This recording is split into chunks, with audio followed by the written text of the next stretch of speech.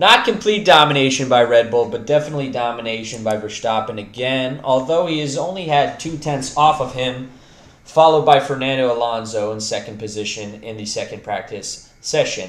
Now, follow that by Nico Hülkenberg. Now, it seems to be in the last two practice sessions that there are teams with drivers who normally aren't in the top 10 or even in the top 5 able to get up there. Will that show that in the Spanish Grand Prix, one of the non-favored teams, one of the lower-end teams, can get up into the top 10 and get some points? Ocon's doing great. He went 5th fastest. It doesn't seem like it was just a one-trick thing in Monaco because he and Pierre Gasly were able to break the top 10 in the second practice session.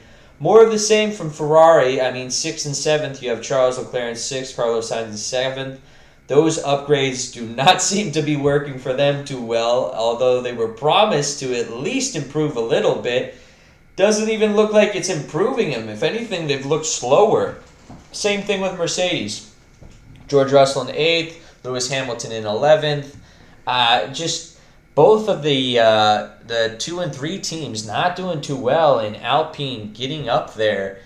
Will they possibly have a chance to fight with them other than the Aston Martin of Fernando Alonso? We'll have to see. But again, it's pretty much the same order. Max has got it. It seemed to be locked up. Perez is going to have to maintain that position of second if he's even going to be willing to fight for a race victory, let alone the championship this season. And more of the same with the rest of the field. McLaren not doing well. Haas not doing well other than Nico Hülkenberg throwing in a 3rd place. But will that last? Probably not, just like the Nick DeVries situation last practice.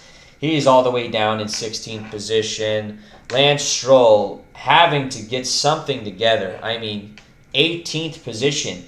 He's about 1 second off Fernando Alonso's pace. And I know you've been seeing a lot of drama and rumor about, Lawrence Stroll's got a son on his hand that he's going to have to take by the reins. Absolutely not.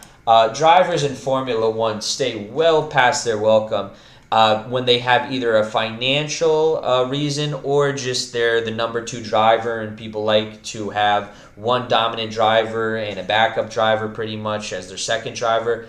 That is a big difference. Nikita Mazepin had sponsorship, which Haas needed in the interim because they had lost so much sponsorship of $20 million.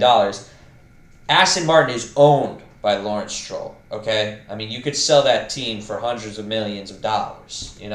It's a huge operation, and it's been getting great results lately. So if you think for any reason he's going to replace his son when his wife's coming to the Grand Prix to watch him drive and destroy that whole family relationship, you're out of your mind. Lance Stroll will be there as long as Lawrence Stroll owns that team. There will be no changing of the guard there. He most likely has the safest seat in Formula One, other than, let's say, Max Verstappen right now. But even that, Max Verstappen stopped doing results.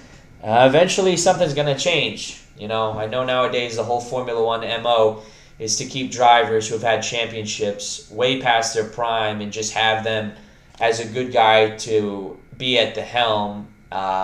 Good example is Sebastian Vettel. Oh, we have Sebastian Vettel. You can tell that the sponsors, 4-time world champion, this, that. Oh, it's good. He can help the younger driver and all that.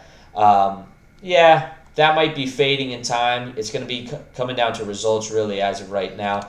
And let's see in practice 3. But again, looking like the Red Bulls, or at least, at the very least, Max Verstappen is going to dominate this weekend and add another victory. Hopefully, Sergio Perez or even Fernando Alonso, because this is his home Grand Prix, could do something about it. Boy, that would be awesome to see Fernando Alonso win at home, but we'll have to see. Alrighty then. Bye-bye.